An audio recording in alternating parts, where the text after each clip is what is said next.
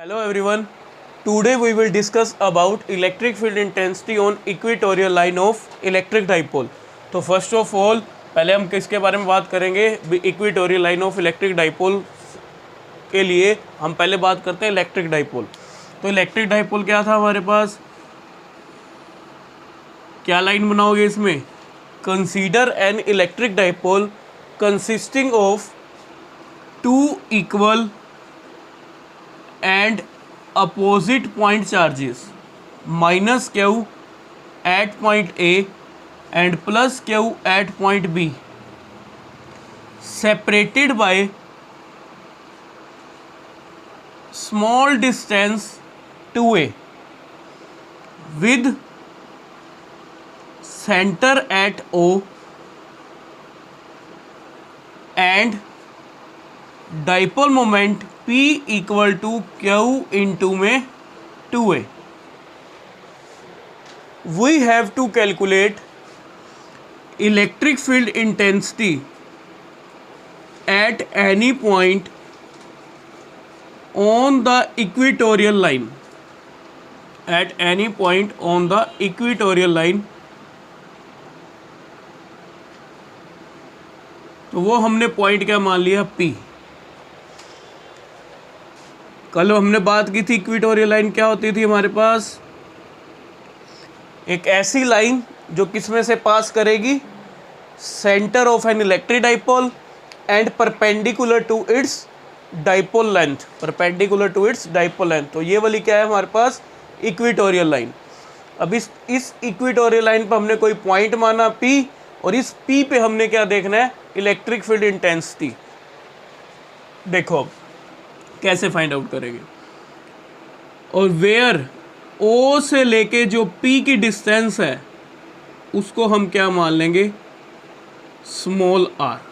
इससे रिप्रेजेंट कर देंगे स्मॉल r. तो जिस पॉइंट पे हमने इलेक्ट्रिक फील्ड इंटेंसिटी को फाइंड आउट करना होता है उस पॉइंट पे हम क्या लेके चलते हैं? एक यूनिट पॉजिटिव चार्ज. तो इस P पॉइंट पे हमने क्या लेके चलना है? एक यूनिट पॉजिटिव चार्ज. और वो क्या होता है हमारे पास? यूनिट पॉजिटिव चार्ज का मीन्स +1 कूलम. फिर वही सेम चीज़ पहले हम -q चार्ज के द्वारा इस पॉइंट P पे इलेक्ट्रिक फील्ड इंटेंसिटी देखेंगे. फिर +q चार्ज के द्वारा इस पॉइंट P पे हम क्या देखेंगे? Electric field intensity. वही सेम कॉन्सेप्ट लगेगा जो हमने पॉइंट चार्ज में पढ़ा था. अब जिस पॉइंट पे हम फाइंड आउट कर रहे हैं इलेक्ट्रिक फील्ड इंटेंसिटी और जिस चार्ज के द्वारा फाइंड आउट कर रहे हैं उनके बीच की डिस्टेंस लेनी है. तो इसके लिए हम क्या करेंगे? जो तुम्हारे पास स्केल होगा तुम AP लाइन को क्या करोगे? मीट कर दोगे या हम ज्वाइन कर देंगे.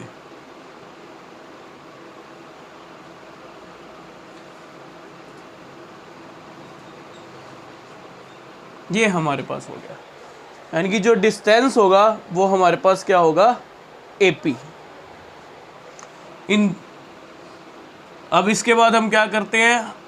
हम मान लेते हैं भी E1 is electric field intensity at point P due to -q charge at point A. At point A. If E1 is electric field intensity at point P due to -q charge at point A, तो we get E1 equal to क्या formula होता था हमारे पास? अब इस point charge की help से क्या फाइंड आउट कर रहे हैं? इलेक्ट्रिक फील्ड इंटेंसिटी किस पे? P पॉइंट पे. तो हम इस दोनों को लेके चलेंगे, बाकी सम प्लस वाले को छोड़ देंगे. सिर्फ इसको देखना है जिस पे हम फाइंड आउट कर रहे हैं और जिसके द्वारा हम फाइंड आउट कर रहे हैं इलेक्ट्रिक फील्ड इंटेंसिटी. तो इन दोनों को देखेंगे तो हमारे पास क्या आ जाएगी? E1 equal to 1/4 pi epsilon not Q divide में क्या आ जाएगा हमारे पास? AP square. क्योंकि डिस्टेंस क्या होती थी? क्योंकि हम जब पॉइंट चार्ज की बात करते थे, अब ये लाइन ऐसे होगी, हम जब पॉइंट चार्ज की कॉन्सेप्ट पढ़ते थे उसमें हम क्या कहते थे, इस P पॉइंट पे हमें फाइंड आउट करना है और इस O पॉइंट पे क्या एक पॉइंट चार्ज पड़ा है, तो ये जो डिस्टेंस हम मान लेते थे ये r मान लेते थे। तो अगर हम इसमें लिखते थे E कैसे लिखते थे, फाइंड आउट करते थे 1/4 pi epsilon not Q divide में r स्क्वायर, यानी कि नीचे आता तो यही था OP का स्क्वायर, यानी कि वो वाली डिस्टेंस आती थी जिस पॉइंट पे हम फाइंड आउट कर रहे हैं इलेक्ट्रिक फील्ड इंटेंसिटी और जिस चार्ज के द्वारा फाइंड आउट कर रहे हैं। और इसमें जो डायरेक्शन होती थी हम ये लेके चलते थे, जो क्योंकि ये पॉजिटिव को क्या करेगा, रिपेल करेगा। तो ई हमारे पास ये आती थी। अब ये लाइन ऐसे होगी, समझ लो ऐसे लाइन होगी। अब यहाँ पे जो सोर्स चार्ज है यहाँ पॉजिटिव था और यहाँ पे कौन सा है, वो नेगेटिव है क्या, एक पॉइंट चार्ज ही है, माइनस क्या हुआ है, तो कोई मैग्नीट्यूड में तो क्या आएगा, प्लस का ही आएगा हमारे पास। तो E इक्वल टू क्या आ गया 1/4 pi epsilon not Q by r square, क्योंकि हम जब फोर्स लगाएंगे, क्योंकि हम इसको करने से पहले हम क्या लगाते थे, कूलम लॉ लगाते थे। तो कूलम लॉ में हम क्या करते थे, माइनस भी प्लस में आता था, क्योंकि 1/4 पाई एप्सिलॉन नॉट यहाँ पे क्या आता था, क्यू यहाँ पे 1 है तो क्यू इंटू में 1 डिवाइड में क्या आ जाएगा r स्क्वायर, या हम यहाँ क्यू नोट लिख देते थे। अगर यहाँ माइनस होता था तब भी हम प्लस में लेते थे, क्योंकि कूलम लॉ में हम यही कहते थे भी जो मैग्नीट्यूड ऑफ फोर्स बताता था हमें, और मैग्नीट्यूड ऑफ फोर्स का मीन्स क्या था भी जो F आता था equal to 1/4 pi epsilon naught Q1 Q2, उसका क्या आता था, मोड आता था। मोड का मीन्स नेगेटिव भी किस में हो जाता था, पॉजिटिव में, डिवाइड में r स्क्वायर। तो वही चीज़ यहाँ पे अप्लाई करके हमने E फाइंड आउट किया था। अब E1 क्या आ गया, 1/4 pi epsilon not Q divide में AP स्क्वायर। अब यहाँ से हमें AP फाइंड आउट करना है। इधर से हम ये भी लाइन को मिला देते हैं, जैसे AP को मिलाया वैसे हम BP को मिला देंगे। अब जितनी दूरी ये है, कि जितनी डिस्टेंस ये हमारे पास O से लेके A की, उतनी ही डिस्टेंस हमारे पास क्या है, O से लेके B तक की है। ये परपेंडिकुलर है, ये डिस्टेंस सेम है, ये R रहेगी हमारे पास। अब ये लाइन जो AP लाइन है AB के साथ जितना एंगल बनाएगी उतना ही एंगल PB लाइन किसके साथ बनाएगी, AB के साथ, यानी कि जितना एंगल ये होगा उतना ही एंगल यहाँ होगा हमारे पास। फिर उसके बाद डायरेक्शन देखते हैं हम पहले, E1 की क्या डायरेक्शन होगी, ये पॉजिटिव ये नेगेटिव, तो डायरेक्शन कैसे होगी हमारे पास, E1 की पॉजिटिव से नेगेटिव। तो इसका मीन्स जो E1 होगा, जो उसकी डायरेक्शन होगी वो कैसे चलेगी हमारे पास, इट इज़ अलोंग, मान लो यहाँ कोई पॉइंट दे देता हूँ मैं, मान लो वो पॉइंट क्या दे दिया, C, तो ये मेरे पास किसकी डायरेक्शन है, E1 की। तो इट इज़ अलोंग PC, यानी कि PA तक जाएगी हमारे पास, तो वो किसके लॉन्ग चल रही होगी, PC के लॉन्ग। तो यहाँ पे क्या लिखेंगे, इट इज़ अलोंग PC। फिर उसके बाद देखो यहाँ पे हमारे पास इस लाइन AB लाइन के पैरेलल मैंने एक लाइन ड्रॉ की, वो ये रही हमारे पास, ये लाइन। इस लाइन को रिप्रेजेंट कर दिया मैंने PR से, यानी कि जो PR लाइन है वो मेरे पास पैरेलल किसके है, AB के। किसके पैरेलल है हमारे पास, AB के। हो गया, ये दोनों पैरेलल लाइन है। अब ये लाइन काट रही है हमारे पास, जितना एंगल ये जितना एंगल होगा उतना एंगल यहाँ होगा। अगर ये एंगल थीटा माना हमने, तो ये एंगल भी क्या होगा, थीटा। तो E1 जो वेक्टर है हमारे पास इलेक्ट्रिक फील्ड इंटेंसिटी, अब इस वेक्टर के दो कंपोनेंट बन जाएंगे। तो E1 के हमारे पास कितने कंपोनेंट बन जाएंगे, 2 रेक्टेंगुलर कंपोनेंट्स, जो एक दूसरे के क्या होते हैं, क्योंकि रेक्टेंगुलर कंपोनेंट है तो वो कंपोनेंट क्या होंगे, एक दूसरे के परपेंडिकुलर। तो जो फर्स्ट कंपोनेंट बना, क्योंकि थीटा के साथ वाला एंगल हमेशा जो वैल्यू होती है वो हमारे पास क्या होती है, E1 कोस थीटा, यानी कि कोस वाली वैल्यू होती है। अब इस लाइन के ये हॉरिजेंटल हो गया और ये कौन सा होगा, वर्टिकल कंपोनेंट। अब इस हॉरिजेंटल के परपेंडिकुलर ये लाइन होगी हमारे पास। अब इसका जो कंपोनेंट होगा E1 का, वो क्या बनेगा, E1 साइन थीटा, और इट इज़ अलोंग, ये मान लेता हूँ मैं किससे रिप्रेजेंट कर दिया, मान लो PE से, किससे रिप्रेजेंट कर दिया, PE से। देखो ये हमने वेक्टर वाले चैप्टर में +1 में पढ़ा हुआ है। हमारे पास कोई सिंगल वेक्टर है, मान लो वो ए वेक्टर था, हम ऐसे दिखाते थे। अब ए वेक्टर क्या कर रहा है, एक्स एक्सिस के साथ एंगल बना रहा है थीटा। तो हम क्या करते थे, अगर याद हो, ये एक्स एक्सिस है और ये मेरे पास क्या है, वाई एक्सिस। हमने रेक्टेंगुलर कंपोनेंट पढ़ा हुआ है, rectangular component of a vector in a plane. तो उसमें हम क्या करते थे, यहाँ से एक परपेंडिकुलर ड्रॉ करते थे, तो हम ये वैल्यू निकाल लेते थे।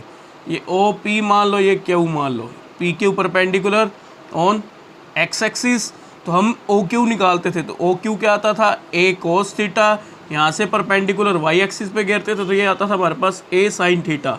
इसको हम हॉरिजॉन्टल कंपोनेंट बोलते थे, इसको वर्टिकल बोलते थे। वैसी ये सेम चीज़ यहाँ हुई है। देखो यहाँ पे ये मेरे पास पी पॉइंट ये रहा, ये मेरे पास पी आर और ये मेरे पास पी सी, ये मेरे पास E1, ये एंगल थीटा, और ये इसके वर्टिकल यानी कि इस हॉरिजॉन्टल लाइन के परपेंडिकुलर, ये कौन सा है मेरे पास, PE से रिप्रेजेंट किया जिसको। इसका मीन्स ये E1 हो गया, ये वेक्टर होगा, इसको स्प्लिट करना है टू रेक्टेंगुलर कंपोनेंट्स में, तो ये वाला कौन सा बनेगा, E1 कोस थीटा, और ये कौन सा बनेगा, E1 साइन थीटा। वही सेम चीज़ है जो हमने +1 में पढ़ी हुई है, वही यहाँ हमने अप्लाई किया है। तो हम क्या लिखेंगे अब इसमें, E1 has two rectangular components.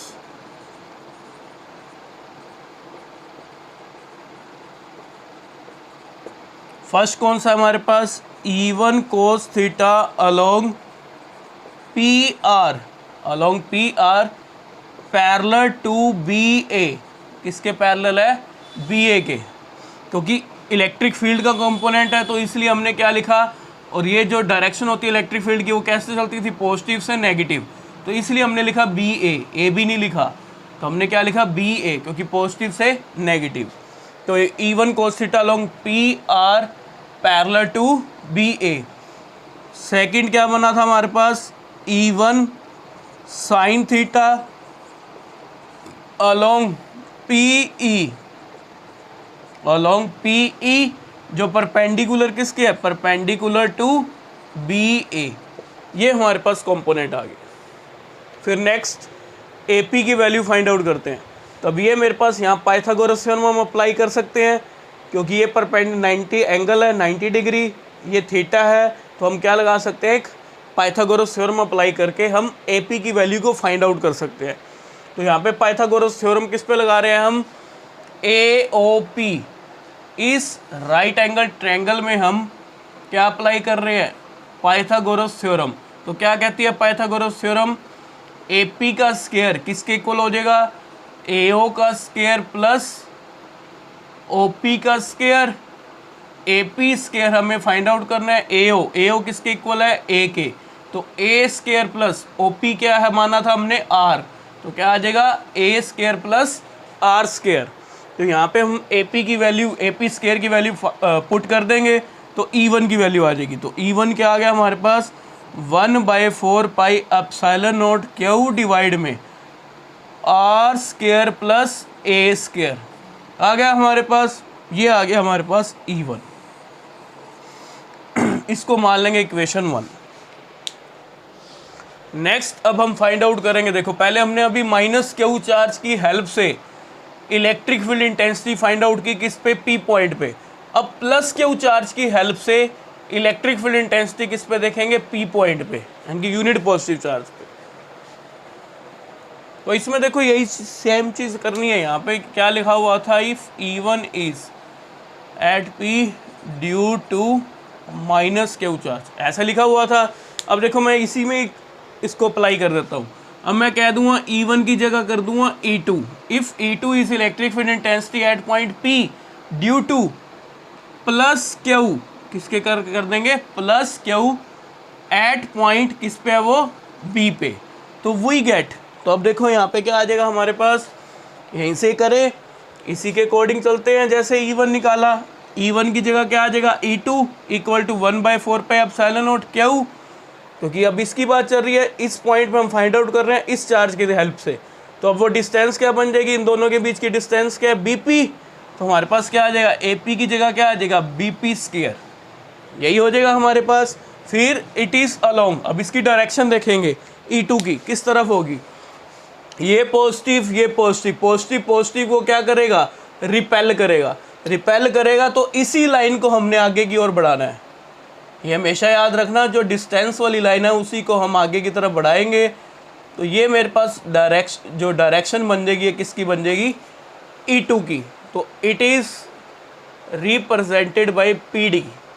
ये मेरे पास क्या आ गया, E2, इसकी डायरेक्शन आ गई E2 की। तो यहाँ पे क्या लिखोगे, इट इज़ अलोंग PC, यहाँ पे क्या आ जाएगा PD, क्योंकि कैसे जा रहा है हमारे पास PD।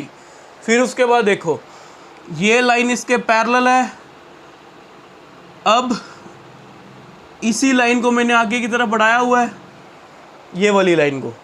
ये एंगल अगर ये इसके पैरेलल है लाइन, अब ये वाली जो लाइन है वो इस लाइन के साथ एंगल की तरफ बना रही है थीटा, तो इसका मीन्स ये इसके पैरेलल है, तो ये भी लाइन इस लाइन को, क्योंकि इसी लाइन को हमने आगे की तरफ बढ़ाया, तो ये एंगल भी क्या होगा, थीटा, जिसको हम क्या कहते हैं, कोरस्पॉन्डिंग एंगल। क्या बोलते हैं हम, कोरस्पॉन्डिंग एंगल। फिर E2 के, अब फिर दोबारा देखो यहाँ पे, अब E2 के ये वेक्टर है, अब ये कुछ ना कुछ एंगल बना रहा है हॉरिजेंटल लाइन के साथ, यानी कि PR के साथ। तो इसके भी दो कंपोनेंट बन सकते हैं। कौन कौन से बनेंगे, एक बनेगा हमारे पास E2 कोस थीटा, एक तो ये बन जाएगा जो कैसे होगा, it is along PR parallel to BA, और एक मेरे पास क्या बन जाएगा, वर्टिकल कंपोनेंट। वो क्या बनेगा इसका हमारे पास, इसको रिप्रेजेंट कर दिया PF से, तो क्या बनेगा E2 साइन थीटा। क्या बनेगा मेरे पास, E2 साइन थीटा।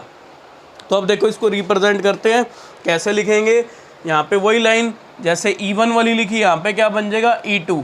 तो E2 has two rectangular components, एक क्या बना E2 cos theta along PR parallel to BA। देखो ये रहा मेरे पास कंपोनेंट, ये वाला E2 कोस थीटा जो कैसे है मेरे पास, along PR parallel to BA। Second क्या बना हमारे पास, E2 साइन थीटा, तो E2 यहाँ पे क्या आ जाएगा, E2 साइन थीटा अलोंग, वो कैसे चल रहा है हमारे पास, अलोंग PF। कैसे है मेरे पास, PF, लेकिन अपोजिट किसके हो गया, opposite to PE, opposite to PE, क्योंकि PE नीचे की तरफ था और ये कैसे चल रहा है, ऊपर की तरफ। तो अब हमारे पास E2 क्या आ जाएगा, इसके लिए मुझे BP फाइंड आउट करना है। क्या BP का स्क्वायर कैसे फाइंड आउट करेंगे, फिर हम यहाँ पे पाइथागोरस थ्योरम अप्लाई कर देंगे। वो राइट एंगल ट्रायंगल क्या बनी हमारे पास, राइट एंगल ट्रायंगल क्या है, BOP। इस BOP राइट एंगल ट्रायंगल में हम क्या अप्लाई करेंगे, पाइथागोरस थ्योरम। तो पाइथागोरस थ्योरम अप्लाई करेंगे तो क्या आ जाएगा, BP स्क्वायर, ये रहा BP स्क्वायर किसके इक्वल आ जाएगा, OB square plus OP square. सभी को आता ना पाइथागोरस थ्योरम, क्या होता था, हाइपोटेनियस हमारे पास क्या बनी BP, बेस क्या बना OB, और परपेंडिकुलर क्या है OP।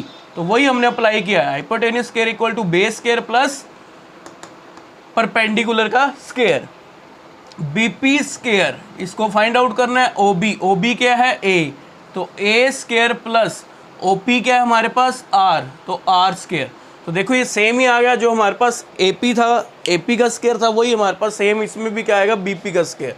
तो अब मैं यहाँ क्या करूँगा, BP के स्क्वायर की वैल्यू यहाँ पुट करूँगा, तो वो क्या R square plus A square, वैसे का वैसे ही। अब यहाँ E1 था जब पहले हमने फाइंड आउट किया था, अब यहाँ E2 कर दिया था, तो यहाँ पे भी क्या आ जाएगा E2। तो इसको इक्वेशन में क्या मान लूँगा, सेकेंड।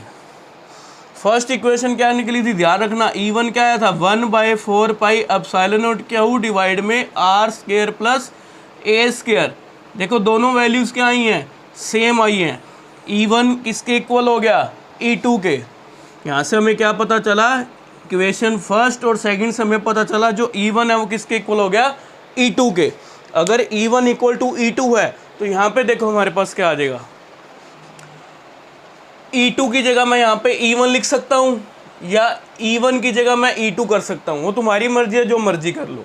अगर मैं यहाँ पे E2 की जगह E1 लिख दूँ तो यहाँ पे मेरे पास क्या बन जाएगा, E1 साइन थीटा। अब देखो एक E1 साइन थीटा ऊपर की तरफ जा रहा है और एक E1 साइन थीटा नीचे की तरफ है। इसका मीन्स एक E1 साइन थीटा किसके लॉन्ग है, PE, और एक कैसे है, PF। अब सिंपल सी बात है, बिल्कुल ईजी है। मान लो ये मेरे पास कोई ये P पॉइंट है, ये जो कैप है ये क्या है मेरे पास, P पॉइंट।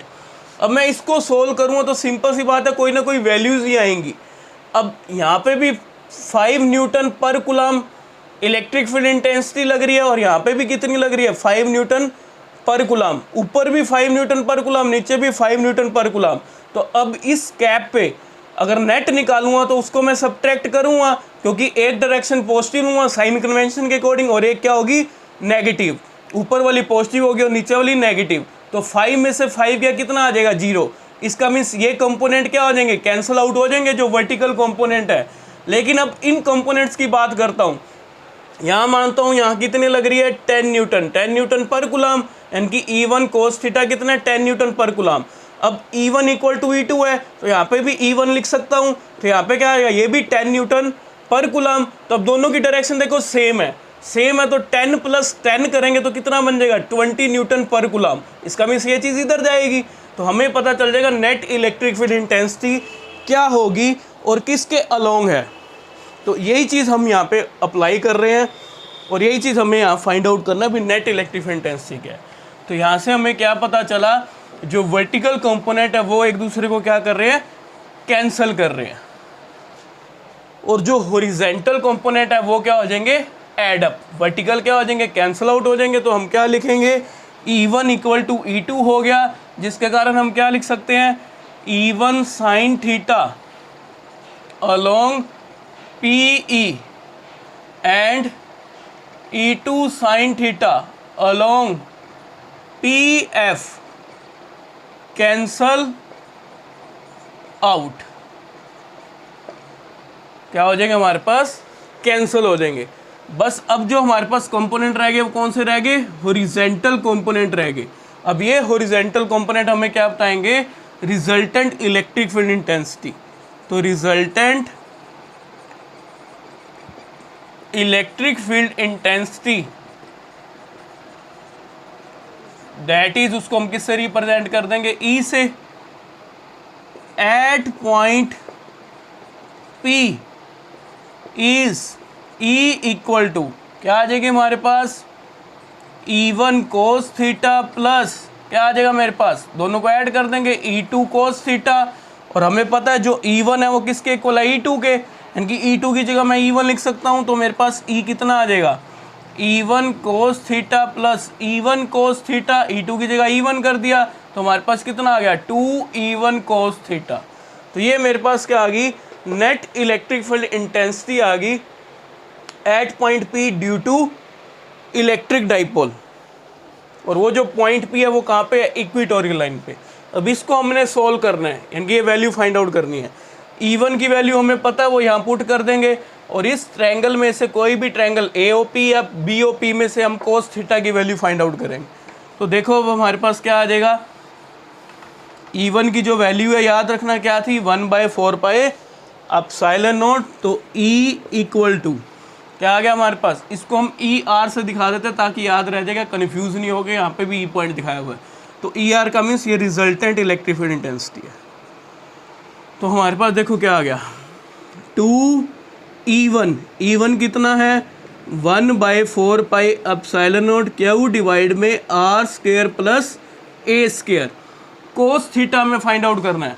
अब मैं इस कोई भी ट्रायंगल इसमें ले सकते हैं, ट्रायंगल कोई भी ले सकते हैं, AOP। मान लो मैंने AOP ली तो यहाँ से मैं कोस निकालूंगा। कोस क्या होता था हमारे पास, अगर सभी को याद हो, पंडित बद्री प्रसाद हरर बोले, तो उस कंडीशन में हम करते थे। तो कोस क्या आएगा उससे, बेस बाय हाइपोटेनियस। तो बेस यहाँ पे क्या है, कोस थीटा क्या आ जाएगा, in triangle right angle triangle हम क्या लेके चल रहे हैं, AOP। इसमें से क्या फाइंड आउट कर लेंगे, कोस थीटा। तो कोस थीटा क्या आएगा, बेस क्या है OA, हाइपोटेनियस क्या है हमारे पास AP। तो कोस थीटा किसके इक्वल आ जाएगा, AO क्या है मेरे पास AP हमें AP² हमें फाइंड आउट किया हुआ है, R² प्लस A²। अगर मैं यहाँ से ए पी निकालूँ तो क्या बन जाएगा, ए स्केयर प्लस आर स्केयर की पावर 1/2, ये स्केयर उधर जाके क्या आ जाएगा 1/2, या स्केयर रूट लगा देंगे। यहाँ पे क्या आ जाएगा आर स्केयर प्लस ए स्केयर की पावर 1/2। तो कोस थीटा की वैल्यू यहाँ पुट कर दें, यहाँ पे वैल्यू पुट हो जाएगी, E1 की पुट कर दी। अब कोस थीटा की पुट करेंगे तो क्या आ जाएगा, ए डिवाइड में आर स्केयर प्लस ए स्केयर की पावर 1/2, ये हमारे पास आ गया रिजल्ट। अब ई आर क्या आ जाएगा हमारे पास, क्यू इंटू में 2a, हमें पता है क्या होता है, डाइपोल मोमेंट होता है, तो क्यू इंटू में 2a, ऊपर क्या बना क्यू इंटू में 2a, डिवाइड में क्या है 4 पाई एप्सिलॉन नॉट, यहाँ पे पावर 1 है, बेस सेम हो, पावर ऐड हो जाएगी, तो 1 + 1/2 कर देंगे, तो आर स्केयर प्लस ए स्केयर 1 + 1/2 करेंगे तो कितना बन जाएगा 3/2, कितना आ जाएगा हमारे पास 3/2। अब क्यू इंटू में 2a क्या था P, यहाँ पुट कर देंगे तो हमारे पास वैल्यू क्या आ जाएगी ई आर, तो जो रिजल्टेंट इलेक्ट्रिक फील्ड इंटेंसिटी आ जाएगी at point P on the equatorial line of electric dipole. तो ये हमारे पास रिजल्ट आ जाएगा P डिवाइड में 4 pi epsilon naught r square plus ए स्केयर की पावर 3/2। और जो डायरेक्शन होगी रिजल्टेंट की वो कैसे थी हमारे पास, it is along P R parallel to B A, कैसे होगी P R parallel to B A. अब कंडीशन लगाते हैं शॉर्ट वाली कंडीशन, शॉर्ट डाइपोल की कंडीशन अब अप्लाई करें। ये तो आगे हमारे पास नेट इलेक्ट्रिक फील्ड इंटेंसिटी। अब मैं लिख रहा हूँ, कंडीशन लगा रहा हूँ, if dipole is short, dipole short का मीन्स क्या है, दैट इज जो आर डिस्टेंस है वेरी वेरी लार्ज है एज कम्पेयर टू 2a, जो ये आर डिस्टेंस है, ये जो दूरी है ये बहुत ज़्यादा है as compare to 2a, as compare to 2a, ये कंडीशन आ गई। तो उस कंडीशन में मैं ए स्केयर को क्या कर दूंगा, नेगलेक्ट कर दूंगा। ए वाली टर्म को नेगलेक्ट नहीं करेंगे, उसका जो स्केयर होगा उसको हम नेगलेक्ट कर सकते हैं इन टर्म्स ऑफ फिजिक्स, तो उसको हम ए स्केयर को क्या कर देंगे, नेगलेक्ट कर देंगे। तो हमारे पास ई आर क्या आ जाएगा, P डिवाइड में 4 पाई एप्सिलॉन नॉट, यहाँ से हम इसको नेगलेक्ट करें तो हमारे पास क्या आ जाएगा, ऊपर कोई टर्म रहेगी क्या, क्यू डिवाइड में 2E1 कोस थीटा, ये आ गया था, बेस ऐड किया तो हमारे पास ये आ गया। हाँ, इधर हम क्या करेंगे, ए स्केयर, हाँ देखो यहाँ पे, देखो यहाँ पे ए स्केयर को हम नेगलेक्ट कर देते हैं, नेगलेक्ट करेंगे तो हमारे पास क्या रह जाएगा आर स्केयर, क्योंकि यहाँ पे 0 हो जाएगा, आर स्केयर प्लस 0, तो आर स्केयर की पावर कितनी है 3/2। अब इसको मल्टीप्लाई करेंगे तो ई आर क्या आ जाएगा, P डिवाइड में 4 pi epsilon naught r square multiply 3/2, तो ये 2 से 2 कैंसिल आउट हो जाएगा, तो हमारे पास सिर्फ क्या रिजल्ट रह जाएगा, P डिवाइड में 4 pi epsilon naught r cube. तो ये हमारे पास क्या आ जाएगी, resultant electric field intensity at point P on equatorial line of electric dipole. अब एक चीज़ ये देखो, ये इक्वेटोरियल लाइन पे हमारे पास ये रिजल्ट आया, और कल हमने एक्सियल लाइन का किया था कंसेप्ट, तो एक्सियल लाइन में हमारे पास जो कंसेप्ट आया था शॉर्ट डाइपोल की कंडीशन में, तो एक्सियल लाइन में जो रिजल्ट आया था, एक्सियल लाइन में वो रिजल्ट क्या आया था हमारे पास, 2p डिवाइड में 4 pi epsilon naught r cube, ये रिजल्ट आया था। और इक्वेटोरियल में अभी हमने फाइंड आउट किया तो वो रिजल्ट क्या आया, ई इक्वेटोरियल लाइन में क्या रिजल्ट आया, p डिवाइड में 4 pi epsilon naught r cube. अब इसको मैं कई बार 1 मार्क्स में इनका रेशियो पूछ लेते हैं, तो ई एक्सियल डिवाइड में ई इक्वेटोरियल, तो इनका जो रेशियो होगा वो कितना बनेगा, एक्सियल क्या है 2p 4 pi epsilon naught r cube multiply equatorial put करेंगे तो क्या आ जाएगा, p डिवाइड में जाएगा वो ऊपर आ जाएगा, ऊपर क्या आ जाएगा 4 pi epsilon naught r cube, ये कैंसिल आउट हो जाएगा, p से p कैंसिल आउट हो जाएगा, तो हमारे पास सिर्फ क्या रिजल्ट रह जाएगा, ई एक्सियल डिवाइड में ई इक्वेटोरियल, तो वो रिजल्ट क्या बना, 2/1, इसका मीन्स जो इनका रेशो आया ई एक्सियल रेशो ई इक्विटोरियल, तो रेशो क्या बना मेरे पास 2:1।